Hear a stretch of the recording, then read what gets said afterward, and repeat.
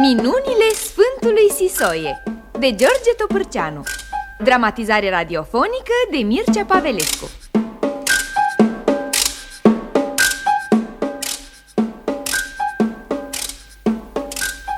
Povestind niște întâmplări petrecute în paradisul drept credincioșilor, pare desigur nepotrivit să începem prin a ne referi la Jules Renard, care spunea: nu există paradis, dar trebuie să facem așa ca să merităm să existe unul.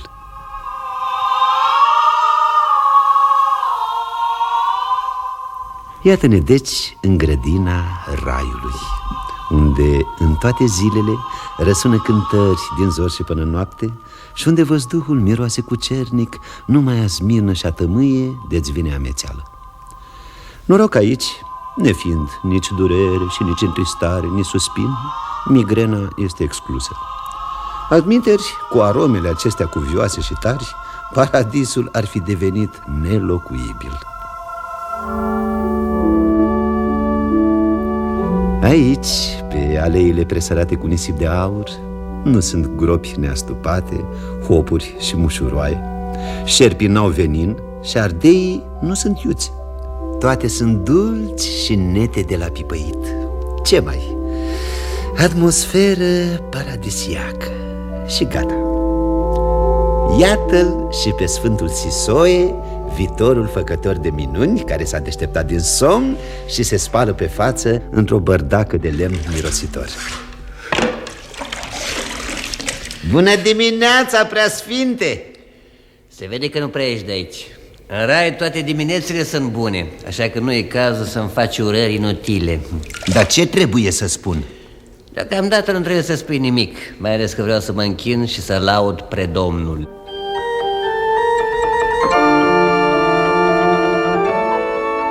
După o scurtă rugăciune, Sisoie coboară pe o cărare între două rânduri de pini întunecați, cu vârfurile poleite de soare și legați între ei cu liane de florile raiului, necunoscute pe pământ. Ne întâlnim cu lungul convoi al drept credincioșilor, condus de Sfântul Ilarie. Credincioșii au făclii aprinse în mână, psalmodiază versetul din David și merg disciplinați, aliniați în rânduri de câte 4. Toți sunt îmbrăcați la fel, în cămeșoaie albe de in, lungi până la călcâie și strânse bine la gât. Toate capetele de bărbați și de femei sunt unse chilug, așa că nu se pot deosebi sexele. Pe care n-aveți voi, stâng drept stâng, ce vesel suntem noi. Cântați ca malene și fără vlagă. Ascultă comanda la mine. Drepți! Cu cântec înainte, marș! Ce vesel suntem noi, stâng drept stâng, zburăm doi câte doi, stâng drept stâng. Blagoslăvește, Sfinte Părinte! Cred că nu te-a auzit. După cum văd, Sfinte Ilarie, de dimineață ai pornit la treabă. Nu vezi că sunt în timpul serviciului? Măi! Care cânți pe alături în flancul stâng? Nu se aude? Te întreb care cânți fals. Nu vrei să spui? E, lasă că te dibăcesc eu. Pasă alergător cu cântecul înainte, marș!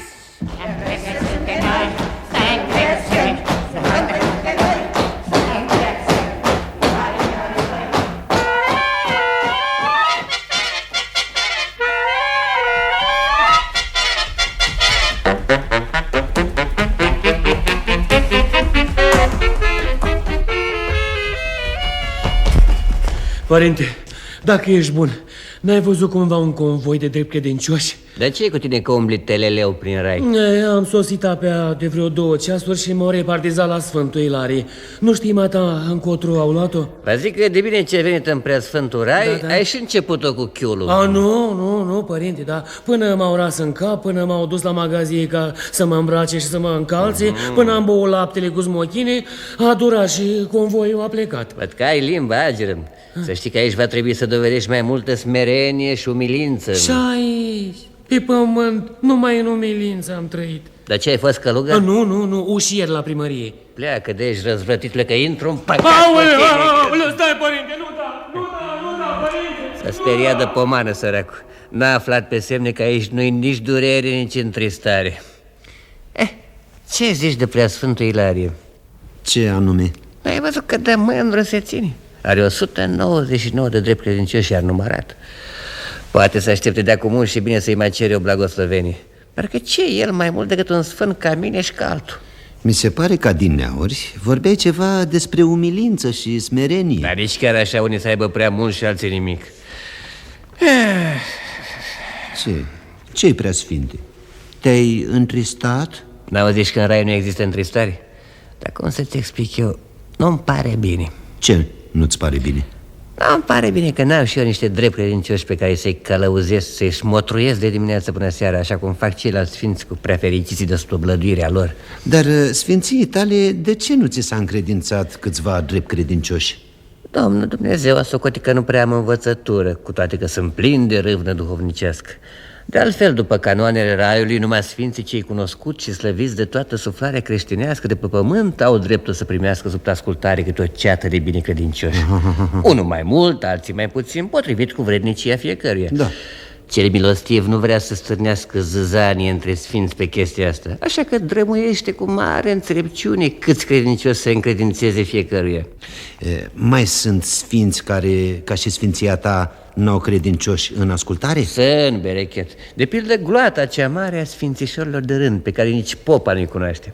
Pe aceștia nimeni nu-i pomenește jos pe pământ, ca și cum nici n-ar fi. Poate câte o babă amărâtă să-și mai aducă aminte din an în Paște câte unul. Se înțelege că ăstora nu li se poate încredința niciun suflet. Și sfințișorii ăștia mărunței, ce fac toată ziua în rai? Fac ce fac și eu. Cât veșnicia de lungă, se plimbă cu mâinile la spate de acolo până acolo prin grădina raiului fără nicio treabă. Și nu vi se urăște? Nu, că mai scoatem din când în când după vreun tufiș câte o cântare nouă de laudă cu meșteșugite întorsături din gâtleji pentru lauda Domnului. Blagoslovește, Sfinte Sisoie. Harul Domnului pe sufletul tău, Preasfinte Sofronie. Ai vreo treabă la ora asta, sfinția ta? Îmi umplu ochii cu măreția Domnului, plimbându-mă prin pădurea sa. Ca să nu te mai gândești la pământ. Dar Sofronie nu mă ispiti. Nu te ispitesc, dar aș vrea să te rog ceva. Nu văd cu ce ți-aș putea fi de folos. E ceva de taină. Poate vrei să glumești, Sofronie? Nu cumva crezi că se poate tăinui ceva Domnului? Aș vrea să mai simt puțină usturime sau durere. Dar mi-e dor de o durere de măsele ca cele pe care le aveam în Capadocia, sau de usturimea urzicilor în care mă tolăneam fără îmbrăcăminte pe mine. Alte vremuri, Sisoie. Acum, dacă nu mai simțim durere, parcă nici nu trăim. Ce vrei de la mine? Rog-mă, sfinții tale, trage-mi un pumn în nas. Degeaba, Sofronie, n-ajută la nimic. Nu o să te doară. Și apoi râde satana de noi. Mai bine roagă-te să-ți piară toate amintirile lumești. Domnul cu tine.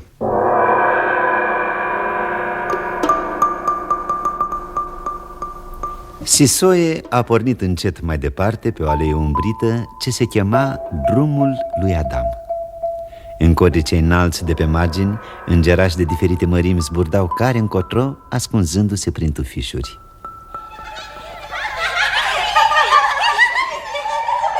Hai că am nimerit între buculucași ăștia mici. Ia să o iau pe altă cărare. Sărut mâna, Sfinte Sisoie! N-a că m-a văzut zavergii. Sisoie, vai cu tata noie, flare de trifoi, fiu de usturoi, ia-te după noi! Mă, ședeți binișor și dați-vă jos după umerii mei. Dar cu voi nu e de glumă. Îndărăți-vă, băiaților! Ce tot aveți cu mine? Îngeri sunteți voi ori diavoli împierițați? Na că te-am prins. Ia spune, ce să fac acum cu tine? Să-mi dai drumul, că altfel... Nu ți-ar fi rușine să fie. Mi-ai dat antiriu nepricopsituri. Hai, marș de aici, marș!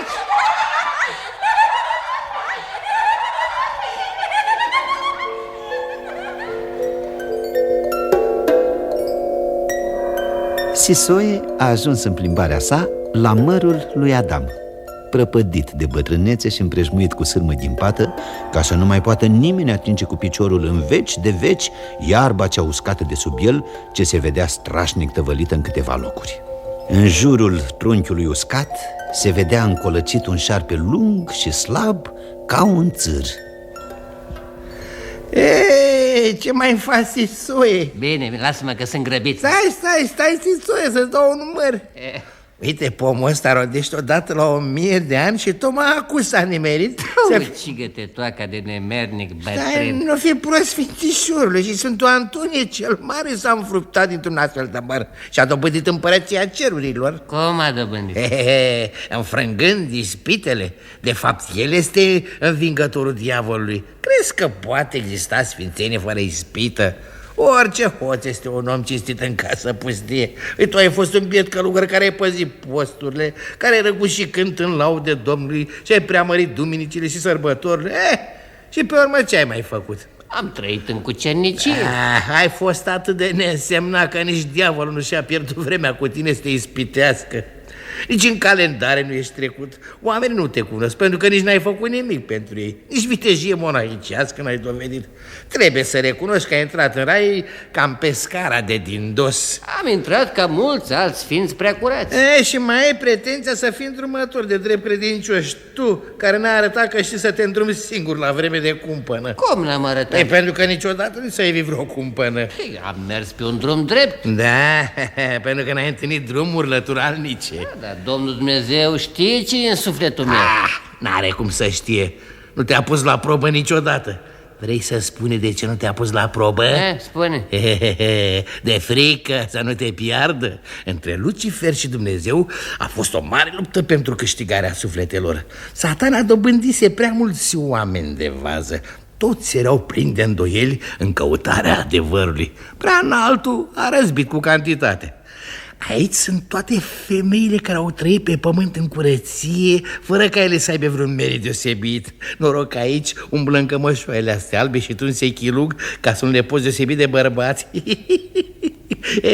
Știa Dumnezeu ce face. Alminter, rău ar fi să lași unei desăvârșirii. Fericiți cei săraci cu Duhul, că lor va fi împărăția cerurilor.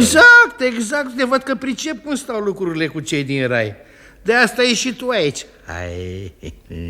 Hai, amărul. E acru și păduresc, dar are în el dulceața înțelepciunii și a bucuriei fără de sfârșit. Mă împingi la pierzanie, șarpe nelegit. Adă-l încoace. Mănâncă-l. Nu pot, că n-am cu ce. Mă duc în chirie să-l dau pe răzătoare. Ascunde-l că se apropie cineva. Bagă-l în mânica anteriorului sau în sân. E Sfântul Habacuc. Dar ce faci, Sisoie? Stai de vorbă cu lepădătura asta de șarpe? Mă gândeam că eu fi sete, privește cât e de uscat. Lasă-l în plata Domnului. Hai mai bine să facem un țintar. Sfinția ta e prea tare pentru mine. Îți laud umilința și modestia, dar nu și memoria. Ți-ai minte când m-ai bătut mai de unăs de față cu mai mulți sfinți părinți? S-a întâmplat. Poate că se mai întâmplă odată. Hai la umbra pinului, că aici e prea cald.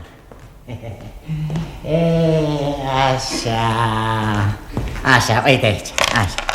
Cu ce vrei să joci? Boabele de fasole sau cu cele de porumb? Păi să aleg porumbul. Bine. Așa. Strajniile mai învârtesc, Sisoie. Iată că vine și Sfântul Pafnutie. Acoperiți țintarul să nu-l vadă. Așa. Dar ce faceți, sfințiile voastre aici? E că stăteam și noi de vorba, mai de una, mai de alta. Dar ce-ați ascuns acolo? Țintar? Al cui e gândul la mutare? Al meu. Fă plăcerea și mută bobul cel de colo de la colț. Ia să te văd acum.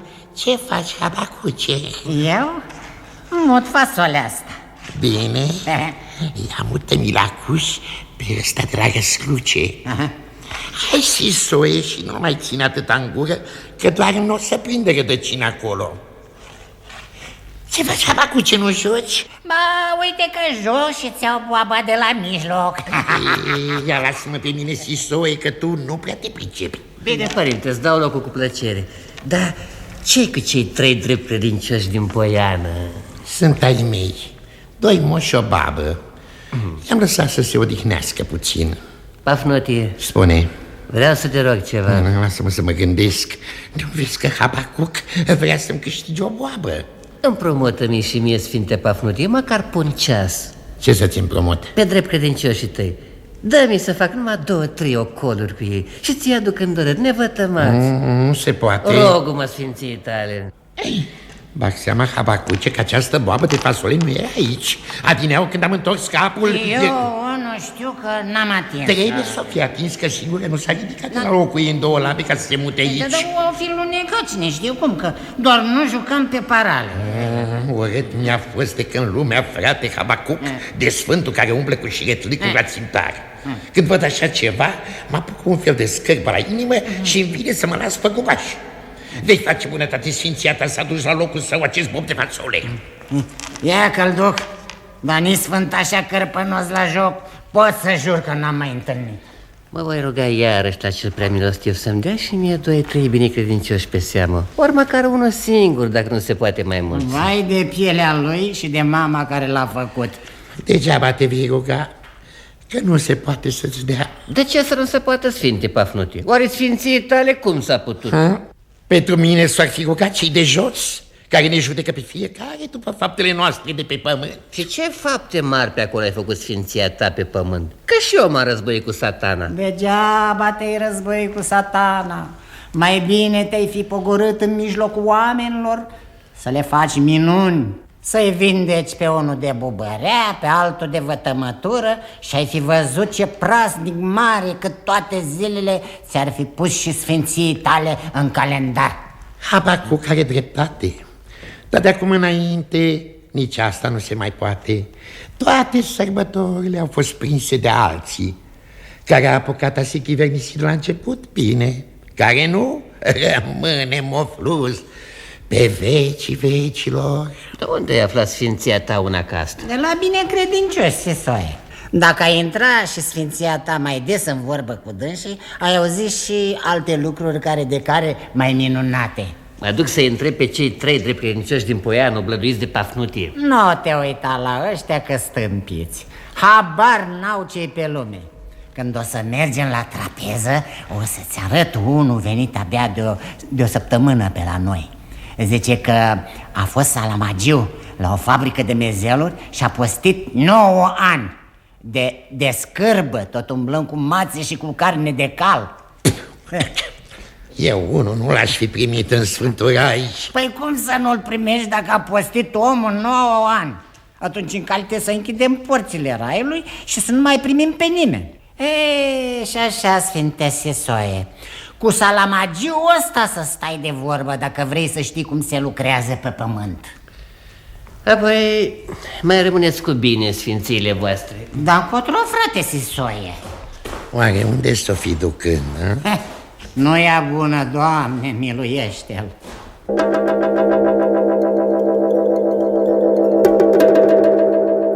Sfântului Sisoie i-a fulgerat prin cap să se înfățișeze lui Dumnezeu și să roage fierbinte pentru păsurile lui. Într-adevăr, a intrat smerit în chinovia celui prea înalt.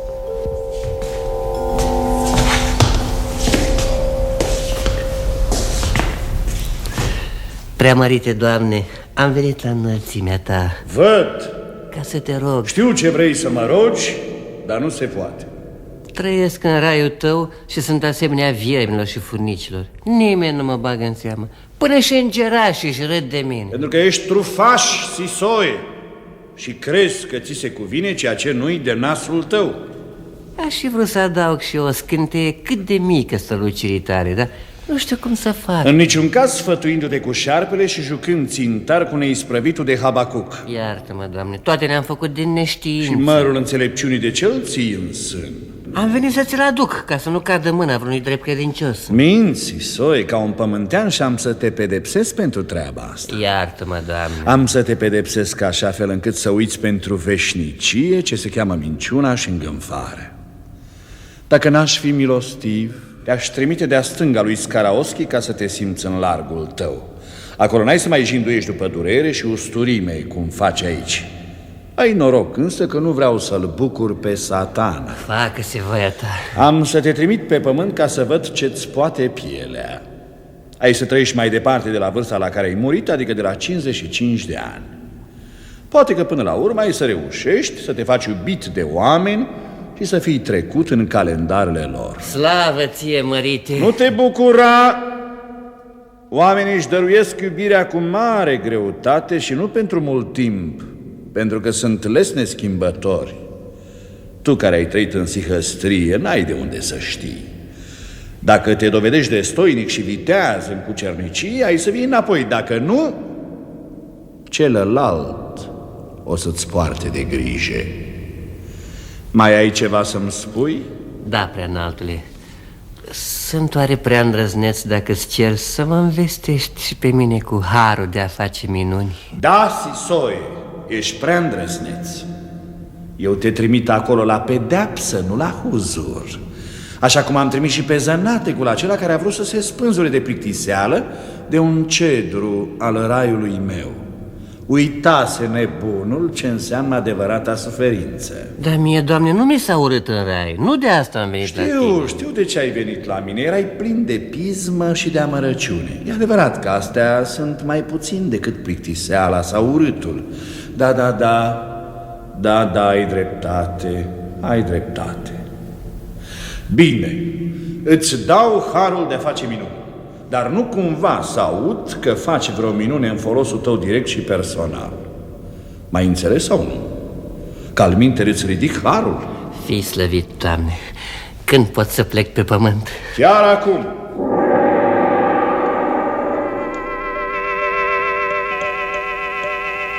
Știrea pogorârii lui Sisoie pe pământ s-a răspândit ca un fulger prin toate cotloanele raiului, stârnind nedumeriri, îndoieli și, de ce n-am spune, invidii printre sfinții părinți. Auzit-ați vestea, fraților? Sisoie se pogoară pe pământ. Dar de unde știi, frate Pintilie? Cine ți-a spus? Tot raiul știe și vorbește. Asta nu se poate. Ba ia ca se poate, că s-a înfățișat înaintea Domnului Dumnezeu și atâta s-a rugat că cel prea milostiv i-a dat slobozenie să se pogoare între oameni. Ce zici, Pafnutie, de treaba asta? Mare-i minunea ta, Doamne. Ia că pun rămășa cu oricine, că nu mai poți să facă. Da. Ai dreptate, Habacuce. Încalcă să-i fi dat pe careva din noi să-l călăuzească, că pe pământ sunt multe răutăți și ispite. Da, sunt mai întâi felurite feluri de minciuni grase, care de care mai sărate și mai pipărate. Și toate cu carne, Habacuce. Așa e, Pafnutie, este și rachiu. Sunt și muieri de cele vii. Rușine să-ți fie, Pintilie, că vorbești despre astfel de lucruri. Mă smeresc și mă pocăiesc, fraților, dar sunt bune lucruri. Cine dintre sfințiile voastre dorește un măr?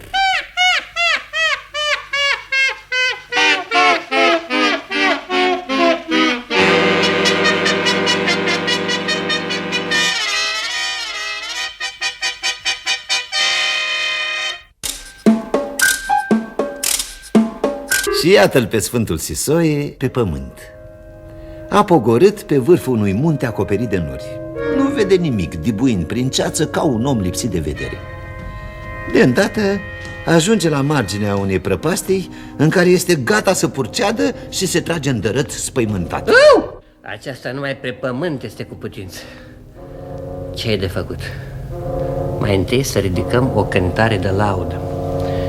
Și iată, pe vârful muntelui ne-am așezat, tare sunt, Doamne, neajutorat.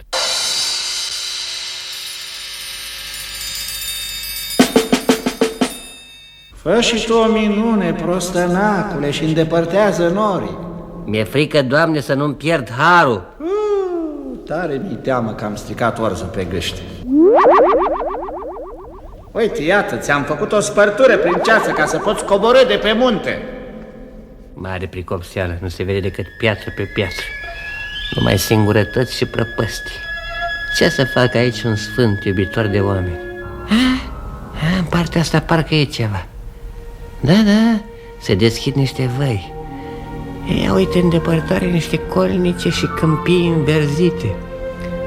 Parcă se văd și niște sate risipite pe sub dealuri. A intrat acolo, Sisoi. Ce-o fi gânditoare cel de sus într-o asa nemărginită înțelepciune de a grămădit pe aici atâtea stânci și-o țuguiat astfel pământul până în slava cerului. Aoleu, să fii de bolovan! Ce durere afărisită! Mă dezobișnuisem de așa ceva. Rău o fi, nu zic, ba, să trăiești în vecii vecilor fără să te mai doară nimica, dar nici așa să sară ochii din cap de ostorime nu mi se pare lucru tocmai cu cale. Asta e carul Sfântului Ilie. S-a înnegurat văzduhul a ploaie. Asta îmi mai lipsea. De caput, Sfinte Ilie!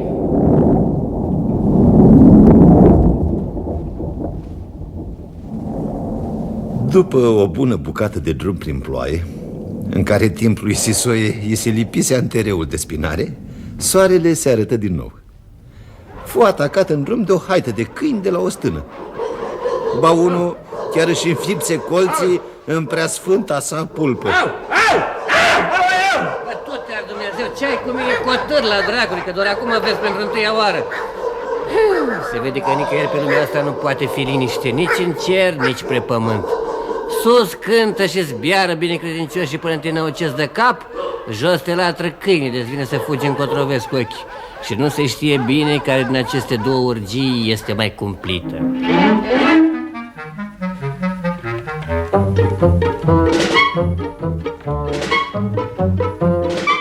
Sisoie ajunge pe malul unui râu limpede care curge liniștit pe sub sălcii.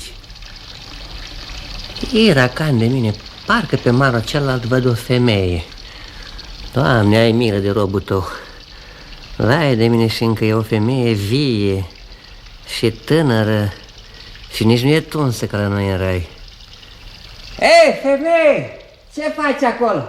Păi nu vezi? E lăsat spânza! Da, și te uiți așa la mine, părinte. N-ai mai văzut femei? Da, și stai acolo. Vrei să treci râul? Stai că viu la lumea ta. Ia capuș.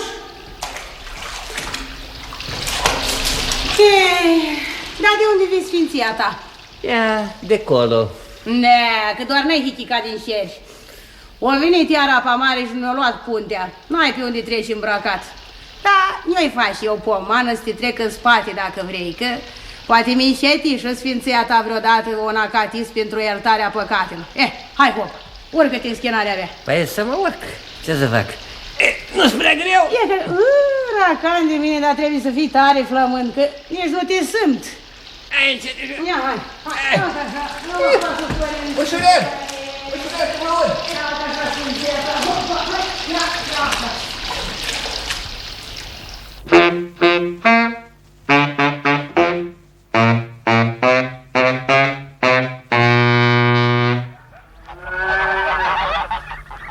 Ne aflăm în gospodăria preotului Niță, care se luptă cu o scroafă flămândă. Ce ești așa de turburat, dascale pitace? Mai bine, haide, mi-ajută să spar dovleacul ăsta pentru scroafe. Dandana mare, părinte Niță. Ce e, nu e bine. Dar ce s-a întâmplat? Ne-a picat iar protopopul? Nu, e altă pacoste. Mâncat iar lupii de scroafă. Părinte, s-a iscat în sat un călugăr venetic, un fel de baptist sau inochintist, ori dracu știe ce-o fi fiind. A tras la casa zoiții lui Alexe Mânjoc în capul satului și ci că s-a pus pe făcut minuni. Pe făcut ce? Minuni. Vorbește mai tare, bre, omule, ce fel de minuni? Ori ai început să bați câmpii? Minuni ca toate minunile. N-am văzut cu ochii, dar am auzit. Zice că a vindecat-o pe Elina Todiresi. care o adusese măsa steană la sfinția ta să citești de ducă-se pe pustii.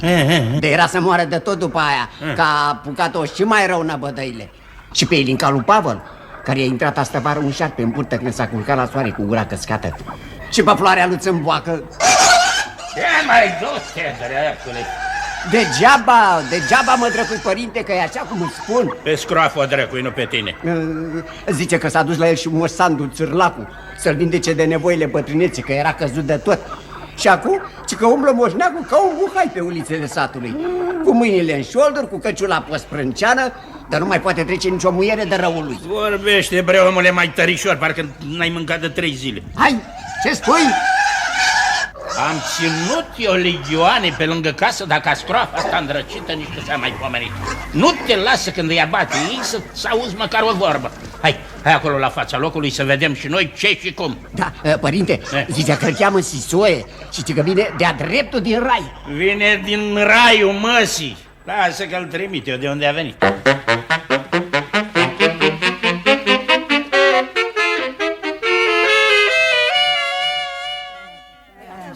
Știi că o să fie nuntă? Ai să vezi că se-mi zăvenește după ce îi pune prijițe cu pătragii. Ai auzit de fata lui Hadubac? Păi, ia să vorbește!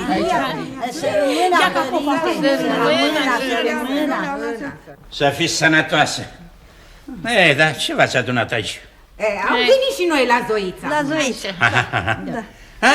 Dar ce face acolo cu vioasă între femei? De ce o pipăi pe creștet pe baba Smaranda? Ia ca să roagă și el pentru amărâta asta lipsătă de vedere. Nu te-am întrebat pe tine. Sfinția sa face minuni. Minuni? Și cu ce drept vii sfinția ta să faci minuni în parochia mea? Ai vreo îndreptare de la mitropolie sau din altă parte?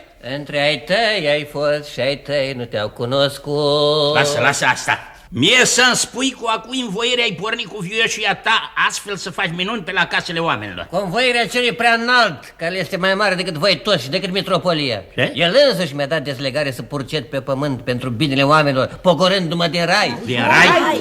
Din rai?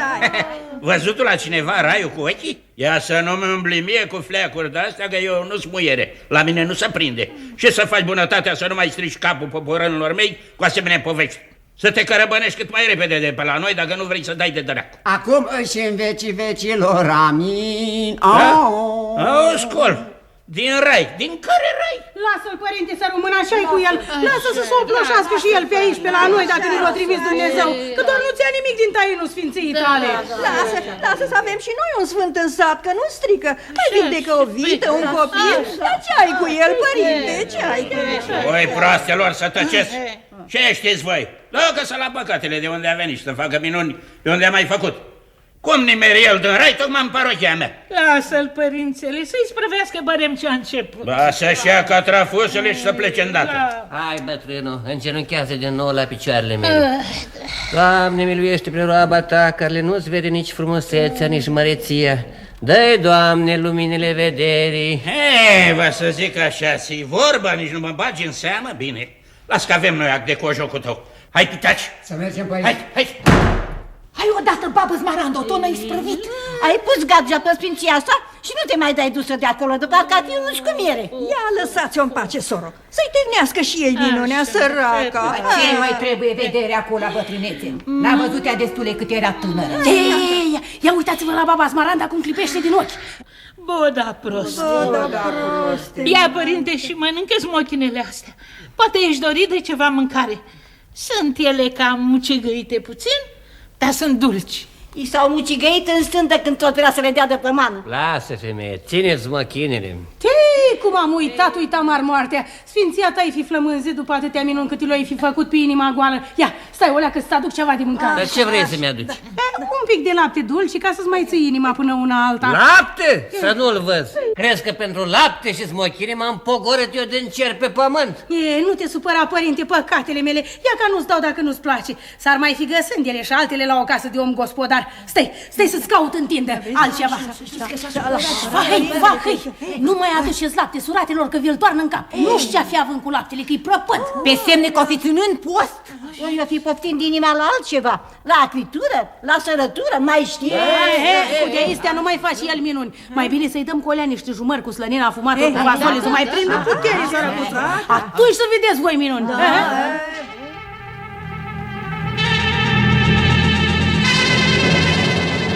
De un sfert de oră, Sisoie stă la masă în fața unui talger cu jumări aurii și a unui străchini plină cu murături. Mușcă cu mare poftă, când dintr-un ardei lung care-i frige gura, când dintr-o pătlăgică verde care pocnește împroșcând în jurul zeamă și semințe. Apoi, afară de aceste murături, mie nu-mi trebuie altă răsplată decât să mă pomeniți și să-mi pui și mie un praznic în calendar. Da, parcă n-ai sfinția ta zi la calendar pe la începutul lunii iunie. Aceea nu e ziua mea, e ziua lui Sisoie cel Mare, care numai la nume seamănă cu mine, dar e altul. Intră! Ia uite pe mica al Catrinii, jandarul cel tânăr. Da, și vânt te aduci pe la mine, mică. Bună ziua! Aici stă popa care face minuni? Da, ce ai cu el? Eu n-am nimic, dar m-a trimis domn șef să-l poftesc până la secție. Că zice că i-a venit poftă și lui să-i facă o minune. Ba, să-și pună pofta în cui, domn șef, că-i sfântul nostru și nu te lăsăm să ni lei. Dar cine sunteți voi, ha? Și noi cineva și nu-l dăm și gata. Ba, să faceți bine să vă dați la o parte când zic. Nu cumva, vreți să vă contrați cu mine, ha? Nu vă puneți fă cu stăpânirea, nu vă puneți cu stăpânirea că e mai rău. Lasă-l ducă dacă are poruncă. Ce o să-i facă? Nu e sfânt? Face o minune și scapă. Hai, părinte, cu mine. Hai că n-am timp de așteptat. Mergem și noi. N-aveți decât să mergeți dacă via plimbare. Mai mică, ia-mi vezi, du-l încet, că e bătrân și nu poate să meargă prea repede. Să greu, prea sfinte, să mergi pe jos. E greu, că am umblat mult de tot. Poate vreți să-l ducă în cârcă. Păi și eu l-am trecut apa tot în cârcă și nu avea atâta putere ca tine. Lași, duce, dar n-am unde să țin pușca, na. Hai, părinte, o leacă mai repede. Tot alaiul se îndreaptă spre postul de jandarmi. S-a pogorât din rai sărăcuțul de el și uite peste ce a dat. Oare o să-l țină mult acolo, ori o să-l ducă în Cotrova? Dar unde o să-l ducă? Unde? La oraș? La oraș. Dar ce? N-au ăia destui doctor și moașă pentru ei? Ce le mai trebuie să se bucure la sfântul nostru? Auzi, dumneata, acolo, ei de toate și noi nimic. Doctor nu, moașă nu, sfânt nu, numai jandari și priceptori. Dar și fel de dreptate e asta. Hai! Am ajuns, părinte. Ia, hai, intră pe ușa asta. Hai, fete. Voi, că aici nu se stați afară, că se supără domn șef. Ce să ne dai? Ne dai sfântul nostru.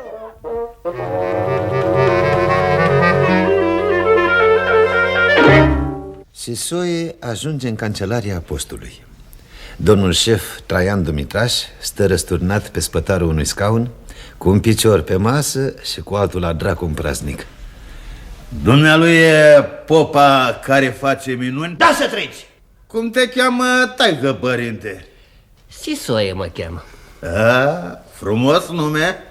Se cunoaște că nu ți l-a dat nașul la botez și că ți l-ai ales singur când te-ai uns călugăr.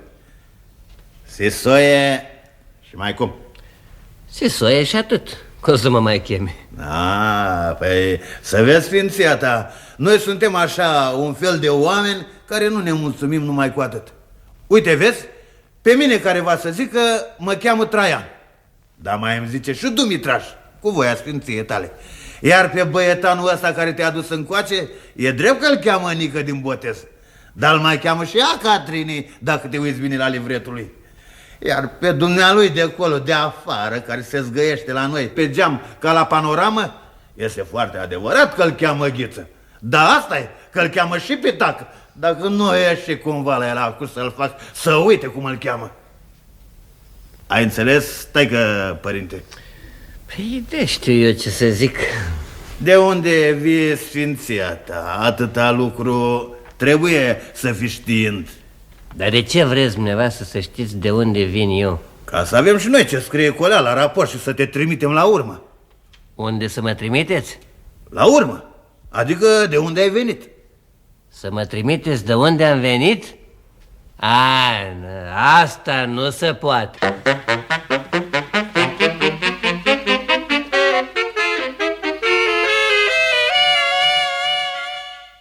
Ați ascultat Minunile Sfântului Sisoie de George Topârceanu, dramatizare radiofonică de Mircea Pavelescu.